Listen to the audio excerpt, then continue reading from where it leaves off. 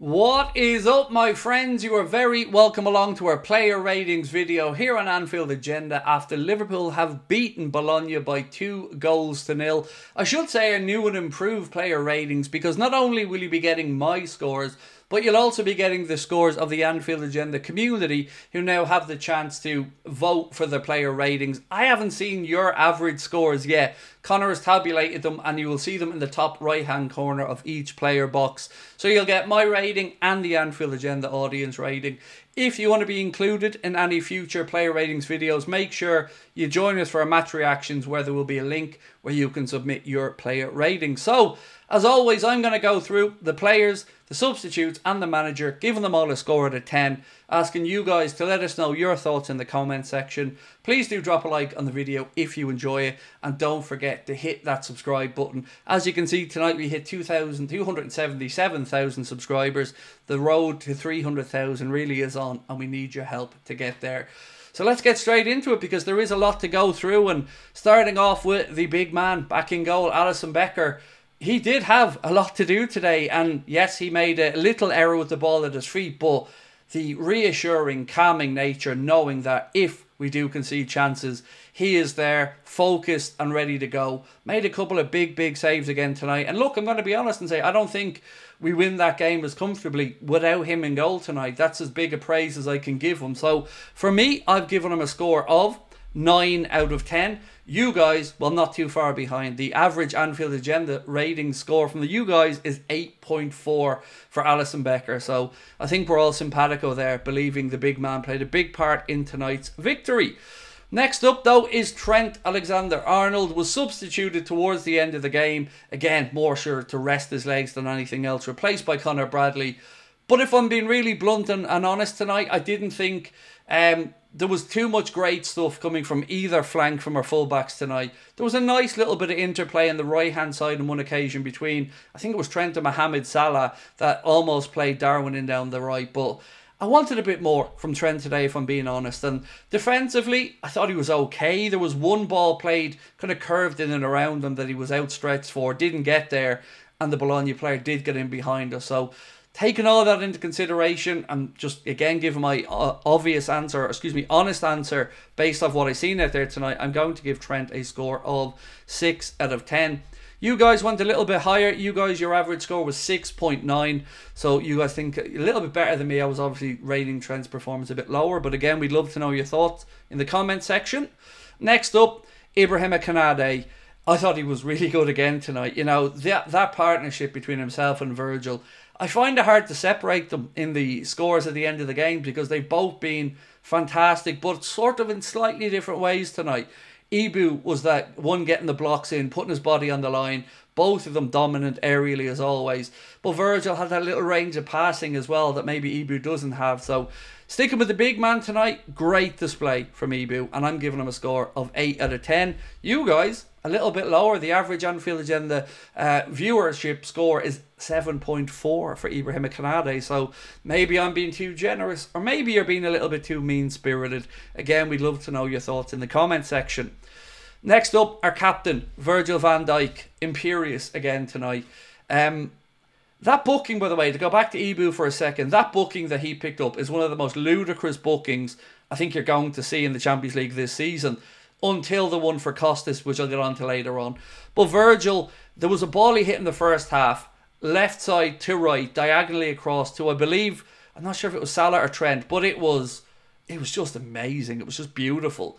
And it's nice to see him still having that range as well. Yes, Arna wants us to be a little bit more patient in the build-up play, but sometimes if that ball is on, just knowing the Virg still has the ability to put that doubt in the defender's mind by playing that diagonal ball, a great string to have to his bow. So tonight I'm going to give Virgil, like Ibu, a score of 8 out of 10, and you guys gave him a score of 7.8. So you think he was slightly better than Konate tonight, but we're much closer in this score. 8 for me, 7.8 from you guys. Next up, Andy Robertson.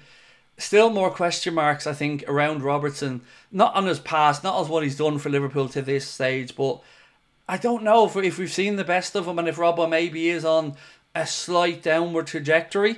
Tonight, I didn't think he impacted the game as much as other games this season. And I have to say, both fullbacks left me a little bit wanting tonight. So I'm going to give Robertson a score of 6. You guys have gone a bit higher, giving him a score of 6.9. Right, into midfield now. And look, the plaudits, the praise, the love, the admiration that we all have for Ryan Gravenberch just continues to grow week after week, performance after performance.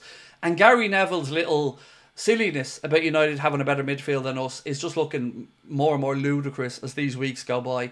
I thought that every one of that midfield trio today were top notch, and Ryan is one of the best players I've seen at protecting the football, getting out of tight areas, and he just looks so confident and so comfortable playing for Arne Slot. So I've given Ryan today a score of 9 out of 10. You guys pretty close as well. You've gone for a score of 8.7 for Ryan Gravenberch.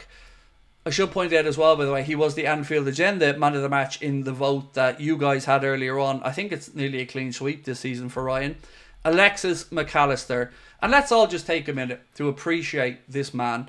Got himself on the score sheet tonight, but on top of that, the full range of passing was on display. The will to win was on display. He is just so smooth, so classy, so easy to watch, and one of the most, I think, the biggest bargains of the last 5 years in the transfer market. 38 million for this guy seems like we've stolen him from Brighton. And he just keeps getting better and better. I love him to bits. I've given him a score today of 8 out of 10. You guys have gone a bit higher. You've gone for an 8.6 there for Alexis McAllister. And you know what? You're probably right, audience. I'm probably a little bit on the low side with this one. Next up, though, it is Dominik Szoboszlai. He was coming for a little bit of criticism at times from some of the Liverpool fan base. Even tonight in my chat, some people were going in on him a bit. Now, a lot of people stuck up for him, and I would very much be in that camp. I thought tonight Dominik was brilliant. I thought that it had everything tonight. You had the tracking back, you had the quality going forward, and the engine, the pressing. I thought it was a really, really impressive performance from that whole midfield unit, and he was a massive part of that. So for me, I'm giving him today a score of 8. You guys, just a little bit lower than me, giving Dominik a score of 7.8. Next up, the great man, Mohamed Salah, the official highest scoring African player in the history of the Champions League, just ahead of Didier Drogba. And on Liverpool's 250th game in Europe as a club, of course, Mohamed Salah was going to be on the score sheet. And not only was he on the score sheet, of course, he had that fantastic assist for Alexis McAllister. So tonight, I'm giving Mo a score of 9 out of 10. You guys are not too far behind, giving the great man a score of 8.7. Now to Lucho. Look, I'm going to say it as kindly as I can. I think Gakpo deserves to start now at the weekend. Lucho's been phenomenal this season, but today it was more the Lucho we'd seen in seasons gone by, where a little bit too much taken out of the ball at times, coming across the front of the 18-yard box, not getting a shot away till it was too late. And I just think that competition is so close that I feel Gakpo probably deserves the start of the weekend. But today I'm going to give him a score of 7 out of 10. And look, you guys exactly the same, giving Lucho a score of 7. Darwin Núñez. Where to go with this one? Wasn't involved in the game as much as I would have wanted him to have been. That's probably the fairest I can say. Offside goal that he scored, but look, the finish was very good, but again, that half yard too soon. It is certainly a bugbear of mine and many Liverpool fans who just... What gets me about Darwin is he doesn't need to go that early, because I would back him in a foot race against most defenders. So if he can just curb the timing of his run a little bit, the finish was top notch. But I wasn't surprised to see him substituted at 60. I don't know if that was because maybe the illness and the fact he missed the game midweek and that was a pre-planned change or not. I don't know. But I'm going to give him today a score of 5 out of 10. And I feel that's fair. And I'm not a Darwin hater. I'm not someone that's going in and I'm taking cheap shots. I have been quite fulsome in my praise of him in recent weeks. But I just didn't see it tonight.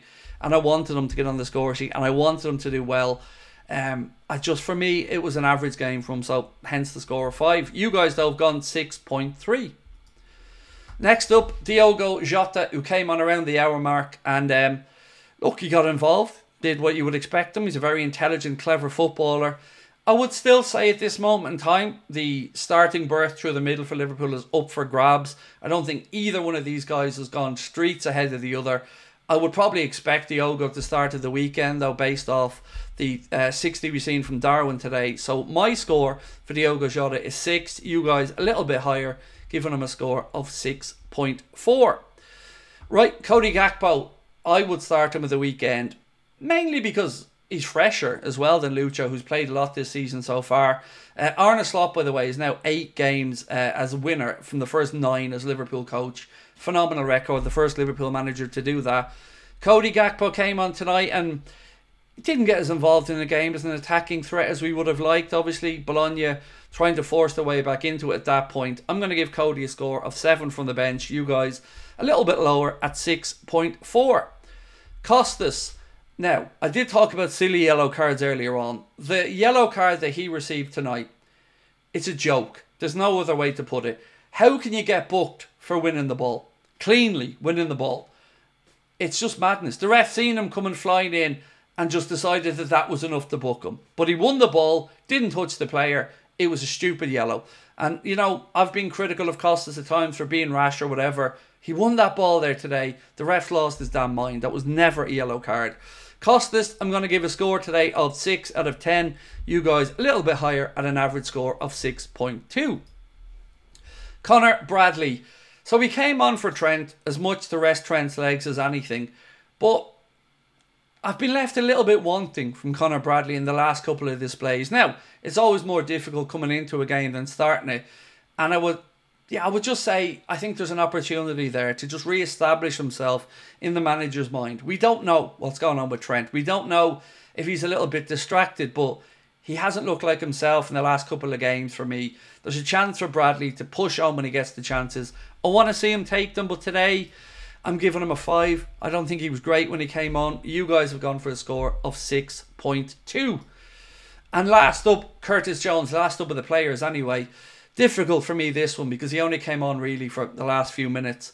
To give Dominic Szoboszlai a bit of a breather, which I think he's earned as well. Curtis, he's probably the best of the rest in the midfield option at the minute with Harvey Elliott being out. I'm going to give him a score today for his little cameo of 6. And you guys, 5.9, pretty much exactly the same. And last up, the manager, Arne Slot. 8 wins from 9 as Liverpool manager. No draws, which for us is almost unheard of so far to be 9 games into a season. And 3 goals conceded as well, only across those games. I'm really happy. There are bigger tests to come, no doubt about that. He'll certainly be locking horns with managers with stronger teams as the season goes on. But he can only do what he can do and he can only beat what's in front of him.